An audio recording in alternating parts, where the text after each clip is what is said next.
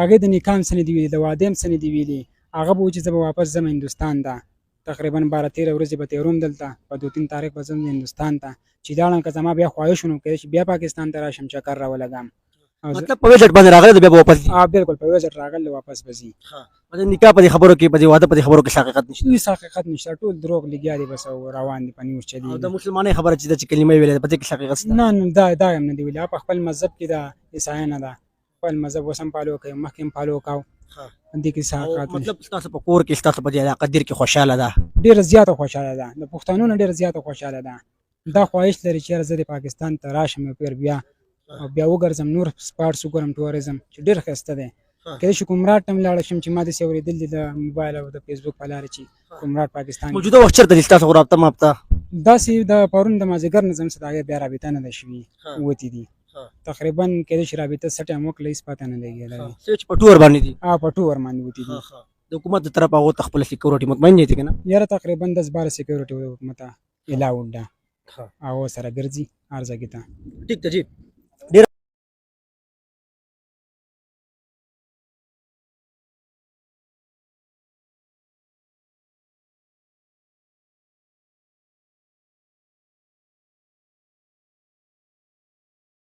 انجونې مې هندوستانۍ دغه چې کومه ښځه ده وایي دې اسلام قبول کو، کلمې وویلو، نکاح یې وکړه. دا خبرې بالکل بې بنیاده دي جي، دې کې څه حقیقت نشته. جنت ګټل ډېر آسان دي، خو په دې وخت کې انجو ته انتهایي ګران دي. جنت ورته ډېر په لاس کې پروت دی، خو انجو یې نه ګټي. نو فی الحال عیسایانه ده، دا حقیقت به تاسو په ریسایډ کې کتلی مې جي. السلام علیکم عزتمندو پښتنو غتاورمان، تاسو سهار کلی وئ.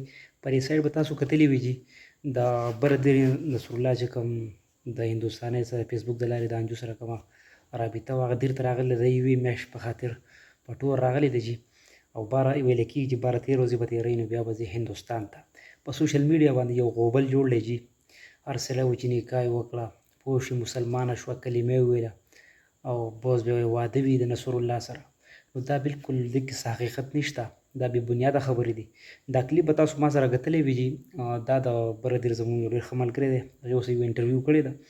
نو په دغه انټرویو کې هغه ویلي دي چې دغه خپل خپلوان یې راغونډ شوي دي، او پکې دا ټول حقیقت تاسو ته بیان کړو. وایي چې نه یې د نکاح خبره کړې ده، نه مسلمانه شوې ده، او صرف په ټور راغلې ده، او غالبا میاشت په خاطر یوه میاشت په ویزه راغلې ده. دا به بیا ځي هندوستان ته، که بیړه ښه نو راځي به، که نه وه نو بس هغه ملک به وي. او لا عیسایانه ده، مسلمانه شوې نه ده، ځکه چې خپله مرضي ده. او تاسو به کتلي په سوشل میډیا یو درز غوبل جوړ دی چې دا مسلمانه شوه، نکاح یې ورسره وکړه، کلمه یې وویله. نه جي، دا بالکل بې بنیاده خبرې. تاسو د دې خپلوانو دا خبرې واورئ، تازه انټرویو ده. نو دا به واپس ځي هندوستان ته، او په دې کې هېڅ حقیقت نشته، نه مسلمانه شوې ده او نه یې نکاح کړې ده. بس 1-2 تاریخ به واپس ځي هندوستان ته، که بیړه ښه نو را به شي، او که نه و نو هغه ملک دی. نو اسلام یې نه دی قبول کړی، دا خبره بالکل بې بنیاده ده. او زیات ملګري وایي چې اسلام یې هم قبول کړو، نکاح یې هم وکړه، بس بیا واده وي نصرالله سره. نو دا بالکل بې بنیاده خبرې دي، په دې کې شک نشته. او چې کوم حقیقت تاسو ته مخامخ کېښودو، تاسو واورېدو، دا ویډیو مې ټول ملګرو سره شریکه کړه. ډېره زیاته مننه او شکریه. آباد اوسئ. السلام علیکم عزتمندو پښتنو غتاورمان، تاسو سهار کلی وئ. په ریسایډ به تاسو کتلی وي جي، د بردر نصرالله چې کوم د هندوستانۍ سره فیسبوک د لارې د انجو سره کومه رابطه وه، هغه دیر ته راغلی د یوې میاشتې په خاطر په ټور راغلی دی جي. او ویل کېږي چې 12-13 ورځې به تېروي، نو بیا به ځي هندوستان ته. په سوشل میډیا باندې یو غوبل جوړ دی جي، هر سړی وایي چې نکاح یې وکړه، پوه شوې مسلمانه شوه، کلمه یې وویله، او بس بیا واده وي د نصرالله سره. نو دا بالکل دې کې څه حقیقت نشته، دا بې بنیاده خبرې دي.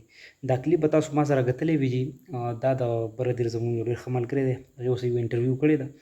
نو په دغه انټرویو کې هغه ویلي دي چې دغه خپل خپلوان یې راغونډ شوي دي، او پکې دا ټول حقیقت تاسو ته بیان کړو. وایي چې نه یې د نکاح خبره کړې ده، نه مسلمانه شوې ده، او صرف په ټور راغلې ده، او غالبا میاشت په خاطر یوه میاشت په ویزه راغلې ده.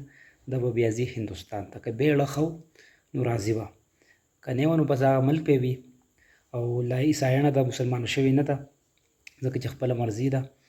او تاسو به کتلي په سوشل میډیا یو درز غوبل جوړ دی چې دا مسلمانه شوه، نکاح یې ورسره وکړه، کلمه یې وویله.